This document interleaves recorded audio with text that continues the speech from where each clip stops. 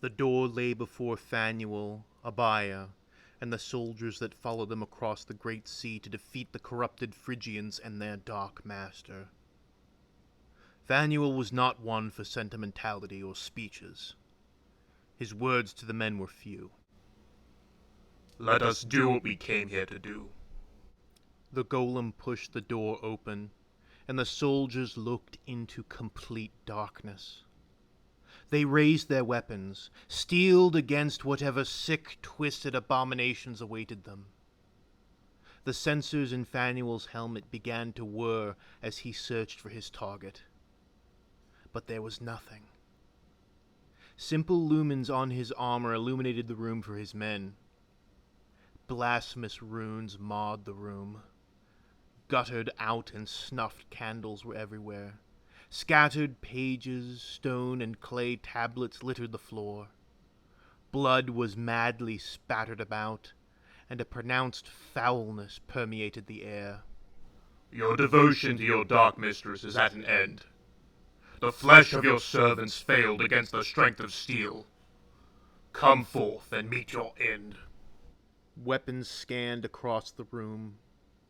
Bodies of captured slaves were scattered about. If they were laid out in some sort of ritualistic manner, Abaya could not tell. To him, it looked like simple, brutal carnage. Suddenly, a voice rumbled from the darkness. It seemed to come from everywhere and nowhere. "Tell me, son of Ferris, do you feel accomplished? Will you add this to your list of grand deeds? You slew a city of primitives who only carried weapons that could never hope to penetrate your ceramite. I slew them as you cowered in this tower and watched your puppets die. I'm here to kill you, not philosophize. You will be found and eliminated." Faneuil began to search the room, kicking corpses and scattering the profane materials in search of a trapdoor or some hidden passage. I have been trapped on this planet for years now, and I've only had pathetic mewling humans for company.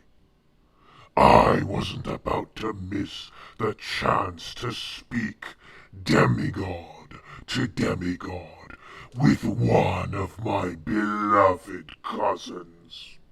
The feeling is not mutual. Lord Faneuil lifted us up to the light. We are stronger now than we ever were. You destroyed the Phrygians and betrayed them when they were no longer of any use. Oh, no, little one. Every drop of blood was necessary. Every little bit of soul essence was critical. It all came together for a perfect symphony of excess. As the Dark One spoke, the oppressive foulness of the room suddenly ignited. What initially was a disgusting sensation of filth came screaming to life as Ashkenazi and Tamarine clutched their heads. Abaya was seized by a searing headache as blood began to run from his nose and his mouth, sending him into a coughing fit as he struggled to breathe. The air swirled with mad pink and purple energies, forming what looked like a sphere of horrid light. From behind a hidden alcove at the far end of the room, it appeared. A twisted mockery of everything he had been made to be. A pale, bloodless face. Ancient Baroque armor twisted with hideous demonic visages and adorned with scraps of flesh and distorted human faces. The mortals quailed in the face of the demonic energies. I must say, cousin, your soldiers fall far short of perfection. My mere presence seems to be upsetting them. Perhaps you would like to see My army.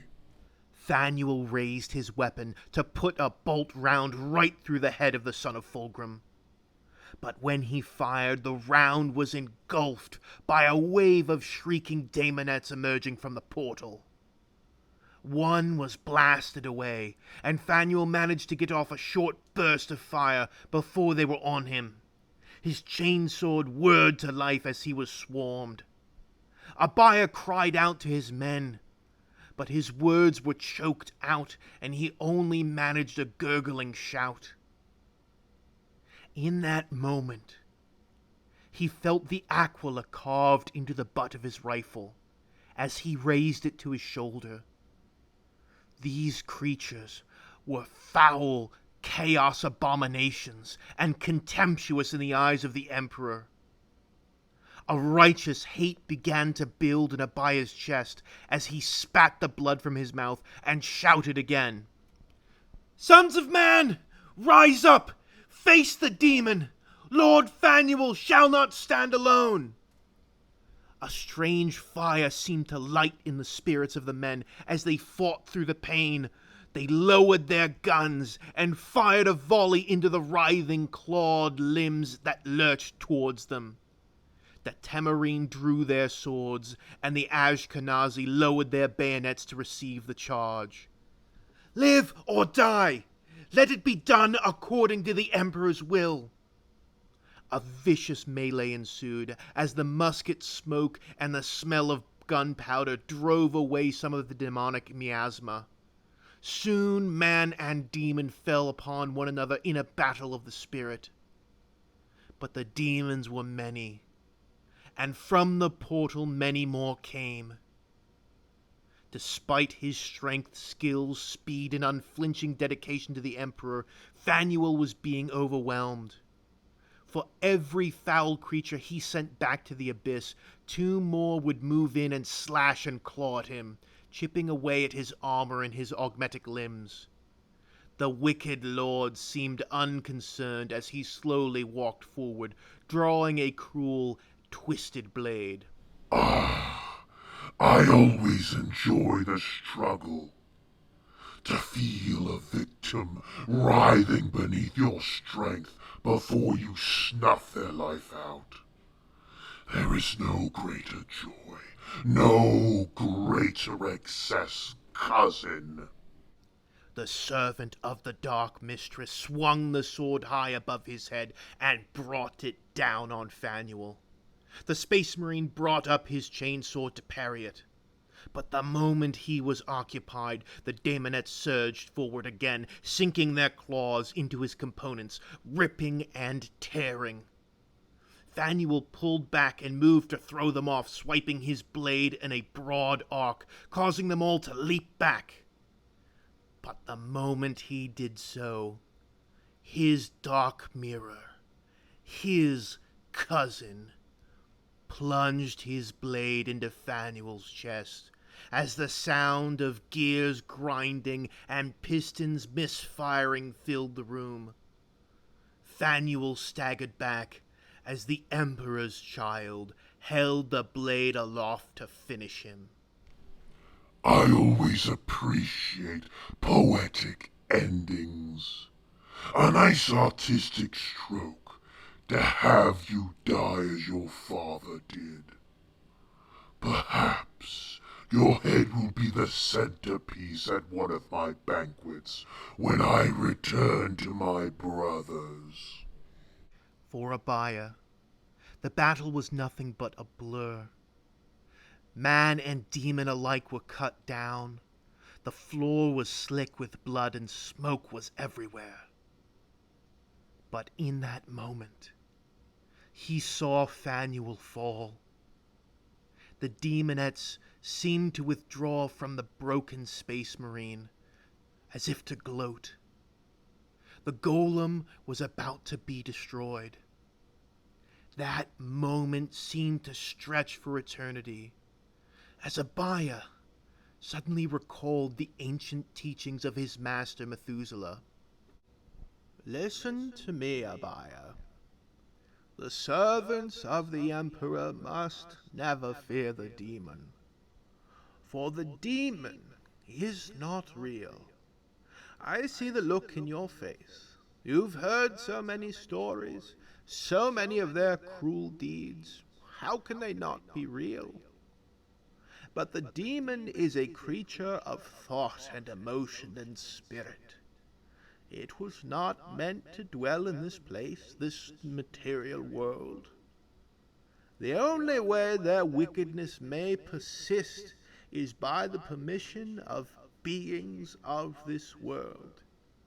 If you sever their connection, then they will disperse and return to their nightmare realm. With these words ringing in his ears, the battle seemed to slow down. The lightning-fast movements of the demonettes no longer seemed so. Abaya moved through the tangle of bodies, placing each foot carefully so as not to slip on the blood that spattered all around him. He needed to be clear. The shot needed to be clear. He ducked underneath clawed hands of the inhuman creatures that surrounded him. He pulled the bolt back and pushed it forward one last time as he stood and raised his rifle. His path was clear, and the Dark One was busy gloating over the fallen golem, confident that the weapons around him could not touch his form. Abaya pulled the trigger. Men told and retold stories of that day. Some said how Abaya blazed with the glory of the Emperor himself, that he was engulfed in holy flames, and seemed to tower over the abominable enemies that cowered before him. So many details changed with each retelling, that even those who survived forgot the reality of what happened in that moment. But the one thing everyone remembered was a golden flash of light, and the head snap of the Emperor's child, as Abaya struck him right in the eye.